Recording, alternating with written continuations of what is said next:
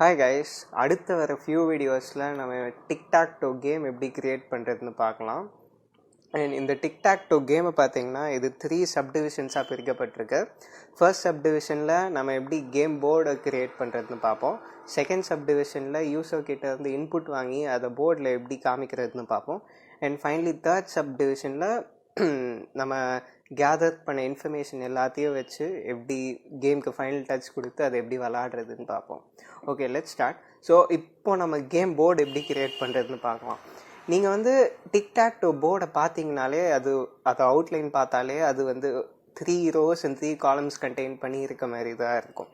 So அந்த ஐடியாவில் தான் நம்ம இப்போ போர்டு க்ரியேட் பண்ண போகிறோம், 3 rows and 3 columnsோட. ஸோ இப்போ நான் ஒரு லிஸ்ட் க்ரியேட் பண்ணுறேன். அந்த லிஸ்ட்டுக்கு ஒரு வேரியபிள் அசைன் பண்ணுறேன். அண்ட் அந்த லிஸ்ட்டுக்குள்ளேயே இன்னும் 3 லிஸ்ட் க்ரியேட் பண்ணுறேன். இந்த 3 லிஸ்ட் எதுக்கு க்ரியேட் பண்ணுறேன்னா இந்த 3 லிஸ்ட்டும் 3 rows இண்டிகேட் பண்ணுது. அண்ட் எல்லா லிஸ்ட்டையும் 3 டிவிஷன்ஸாக நான் பிரிக்கிறேன். நான் எதுக்கு 3 டிவிஷன்ஸாக பிரிக்கிறேன்னா பிகாஸ் இது ஒரு டிக் டாக் டோ போர்ட் கேமுக்கு 3 rows and 3 columns இருக்கும்ல. ஸோ இந்த லிஸ்ட் எல்லாமே தான் வரும் அண்ட் இந்த டிவிஷன்ஸ் தான் காலம்ஸ். அண்ட் இப்போ நான் எல்லா பொசிஷனுக்கும் ஒரு வேல்யூ டினோட் பண்ணுறேன். அசைன் பண்ணுறேன். நம்ம எதுக்கு இப்போது எல்லாத்துக்கும் ஒரு வேல்யூ அசைன் பண்ணுறோன்னா இது ஒரு பேசிக் அண்டர்ஸ்டாண்டிங், உங்களோட பேசிக் அண்டர்ஸ்டாண்டிங்காக தான். இது ஆக்சுவலி ஒரு கிராஃபிக்கல் யூசர் இன்டர்ஃபேஸ் கேம் நம்ம க்ரியேட் பண்ண போகிறது இல்லை. நம்ம க்ரியேட் பண்ண போகிறது ஒரு நான் graphical user interface game. So in case நம்மளோட யூசர் அவங்க இப்போ எக்ஸ் எடுத்துக்காங்கன்னு வச்சுக்கோங்களேன். அவங்க இப்போ இந்த பிளேஸில் அவங்க எக்ஸை பிளேஸ் பண்ணணுன்னு நினச்சாங்கன்னா அவங்க அதுக்கு ஃபைன் டைப் பண்ணாங்கன்னா இந்த பிளேஸில் அவங்களோட கேரக்டர் பிளேஸ் ஆகும். ஸோ அதே தான். இப்போ நம்ம போர்டை பிரிண்ட் அவுட் பண்ணோன்னா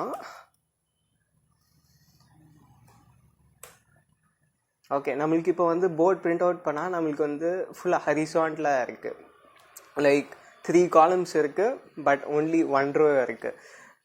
பட் நம்மளுக்கு 3 rows and 3 columns தேவை. ஸோ அதுக்கு என்ன பண்ணலான்னா ஃபர்ஸ்ட் இந்த ஸ்கொயர் ப்ராக்கெட்ஸ் அது எல்லாத்தையும் ரிமூவ் பண்ணிவிட்டு அதுக்கப்புறம் இந்த கமா எல்லாத்தையும் அதெல்லாம் ரிமூவ் பண்ணலாம். அண்ட் அதெல்லாம் ரிமூவ் பண்ணுறதுக்கு முன்னாடி இந்த கேம் போர்டோட ரோவோட லென்த் எவ்வளோ அண்ட் காலம் லென்த் எவ்வளோன்னு நம்ம பார்க்கணும். ஸோ ஃபர்ஸ்ட் இப்போ நம்ம போர்டோட ரோ லென்த் எவ்வளோன்னு பார்க்கலாம். ஸோ லென்த் ஆஃப் போர்டுன்னு போட்டால் ரோ லென்த் கிடைக்கும். அண்ட் காலம் லென்த் பார்க்குறதுக்கு லென்த் ஆஃப் போர்ட் ஆஃப் 0. இங்கே எதுக்கு நம்ம போர்ட் ஆஃப் 0ன்னு போடுறோன்னா பிகாஸ் காலமோட லென்த். ஸோ இந்த ஒரே ஒரு லிஸ்டோட லென்த்தை மட்டும் நம்ம காலமுக்காக எடுத்துக்கிறோம். இப்போ நம்ம அதை பிரிண்ட் பண்ணோன்னா ஒரு பராந்தசிஸை விட்டோம். இப்போ நம்ம இது பிரிண்ட் பண்ணோன்னா நம்ம ரோ லென்த்தும் 3 காலம் லென்த்தும் 3ன்னு தெரிய வருது. ஓகே, இப்போ அந்த பிரிண்ட் ஸ்டேட்மெண்ட்லாம் எடுத்துக்கலாம். அண்ட் ரோவுக்கு நான் ஏ வேரியபிள் அசைன் பண்ணுறேன். அண்ட் காலமுக்கு நான் பி வேரியபிள் அசைன் பண்ணுறேன்.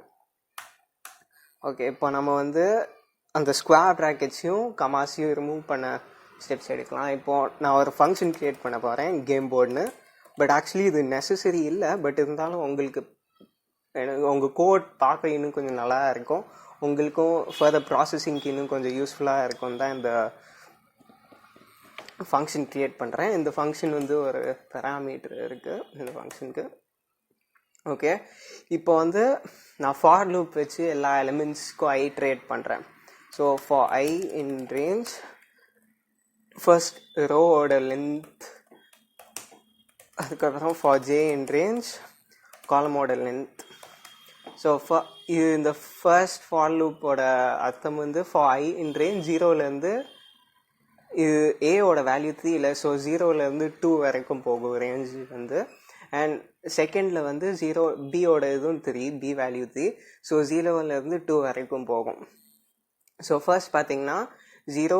இப்போ நம்ம print board of i of ஜேன்னு போட்டோன்னா அதை என்ன பண்ணுன்னா ஃபர்ஸ்ட் ஃபார் லூப்போட வேல்யூ 0 அண்ட் நெக்ஸ்ட் இங்கேயும் 0ன்னு வரும். ஸோ போர்ட் ஆஃப் 0 0 போர்ட் 0 0 பொசிஷனில் இருக்கிறது இப்போ 1. ஸோ ஃபர்ஸ்ட் 1 பிரிண்ட் ஆகும். நெக்ஸ்ட் 0 ஜேயோட வேல்யூ 1ஆல் இன்க்ரிமெண்ட் ஆகும். ஸோ 0 1 இருக்கும். ஸோ போர்ட் ஆஃப் 0 1ல் இருக்கிறது 2. அதுக்கப்புறம் ஜேயோட வேல்யூ வந்து இன்னும் 1ஆல் இன்க்ரிமெண்ட் ஆகும். ஸோ போர்ட் ஆஃப் 0 2ல் இருக்கிறது 3. அதுக்கப்புறம் ஃபார் லூப் இந்த லூப் வந்து எக்ஸாஸ்ட் ஆகிறதுனால திரும்ப ஃபர்ஸ்ட் டாப்புக்கு போய் இது வேல்யூ 1 ஆகும். ஸோ போர்ட் ஆஃப் 1 ஆஃப் 0 வந்து 4. ஸோ இது பிரிண்ட் ஆகும். ஸோ அதே மாதிரி 9 வரைக்கும் பிரிண்ட் ஆகும். இப்போது நம்ம கேம் போர்டை கால் பண்ணலாம். கேம் போர்ட் ஃபங்க்ஷனை கால் பண்ணி போர்ட் வேல்யூவை கொடுக்கலாம். இப்போ நம்ம அதை ரன் பண்ணோன்னா நம்மளுக்கு நம்மளுக்கு வந்து இந்த மாதிரி கிடைக்குது. நம்மளுக்கு ஃபுல்லாக இப்போது முன்னாடி ஃபுல்லாக இந்த மாதிரி ஹரிசாண்டலாக இருந்துச்சு. இப்போ நம்மளுக்கு ஃபுல்லாக வேர்ட்டிக்கலாக கிடைக்குது. பட் நம்மளுக்கு இப்போ வேர்ட்டிக்கலாக ஃபுல்லாக வேணாம், நம்மளுக்கு ரோஸ் அண்ட் காலம்ஸாக தேவை. ஸோ ஃபர்ஸ்ட் இப்போ என்ன பண்ணலான்னா இந்த பிரிண்ட் ஸ்டேட்மெண்ட்டை ஃபர்ஸ்ட் எடுத்துடலாம். பிகாஸ் நெசசரி இல்லை. இந்த பிரிண்ட் எடுத்துகிட்டு பிரிண்ட் பண்ணால் இப்படி தான் உங்களுக்கு அவுட்புட் கிடைக்கும் ஃபுல்லாக வேர்ட்டிக்கலாக.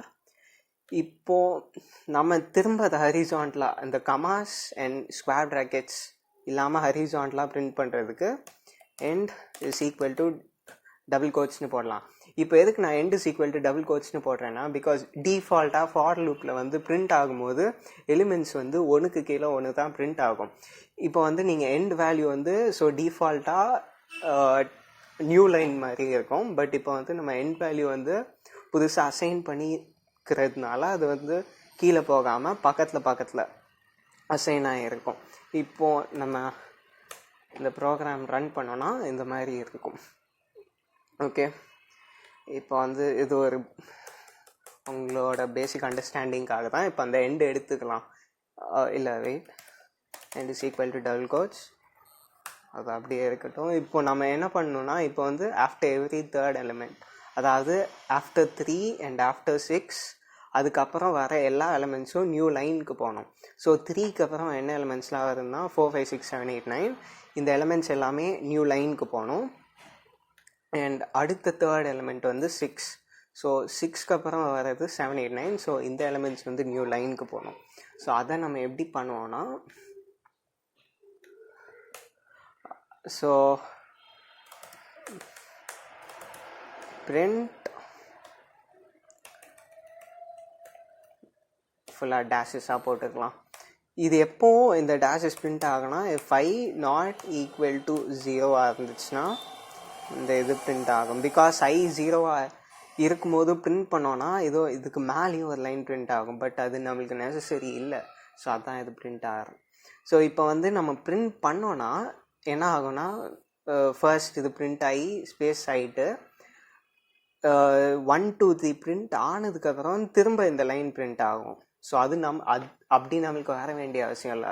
நம்மளுக்கு எப்படி வேணும்னா 1 2 3 பிரிண்ட் ஆனதுக்கப்புறம் நியூ லைனில் தான் நம்மளுக்கு வந்து இந்த லைன் பிரிண்ட் ஆகணும்.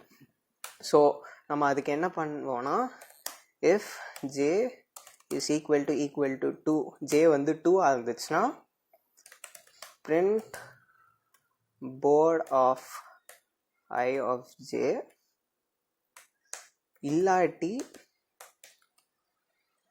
இல்லாட்டி தான் இந்த ஸ்டேட்மெண்ட் பிரிண்ட் ஆகும். ஓகே, இப்போ நம்ம ரன் பண்ணலாம்.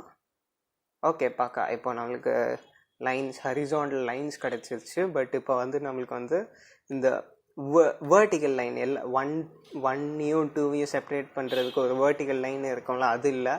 ஸோ அது 1யும் 2யும் 2யும் 3யும் ஸோ இந்த வேர்ட்டிக்கல் லைன்ஸ் அது எப்படி வரைகிறதுன்னு பார்க்கலாம்.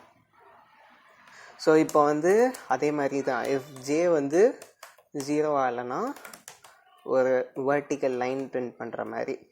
And end is equal to இந்த டபுள் கோட்ஸ் போட்டுடலாம். அப்போ தான் எலிமெண்ட்ஸ்லாம் பக்கத்தில் பிரிண்ட் ஆகும்.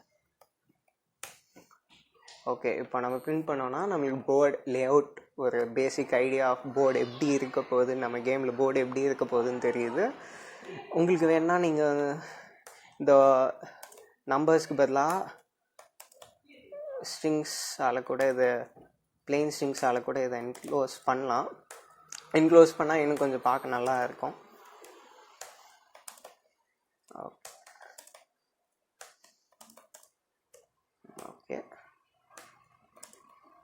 ஓகே, இப்போ என்க்ளோஸ் பண்ணியாச்சு. இப்போ நம்ம இதை ரன் பண்ணால் எப்படி இருக்குன்னு பார்க்கலாம். So perfect. இப்போ நம்மளுக்கு நம்ம கேம் போர்டை பர்ஃபெக்டாக க்ரியேட் பண்ணிட்டோம். ஓகே, இப்போ யூஸர் இன்கேஸ் வேல்யூ ஏதாச்சும் இன்புட் பண்ணணுன்னு நினச்சாங்கன்னா, உங்களுக்கு ஏதாச்சும் டவுட் இருந்துச்சுன்னா நீங்கள் இப்படி கூட போட்டு பார்த்துக்கலாம். ஓகே, ஸோ இப்படி தான். ஸோ நெக்ஸ்ட் ஸ்டெப்பில் யூஸர்கிட்ட எப்படி இன்புட் வாங்கி நம்ம எப்படி அந்த போர்டில் அதை இம்ப்ளிமெண்ட் பண்ணுறதுன்னு பார்க்க போகிறோம். Okay, by.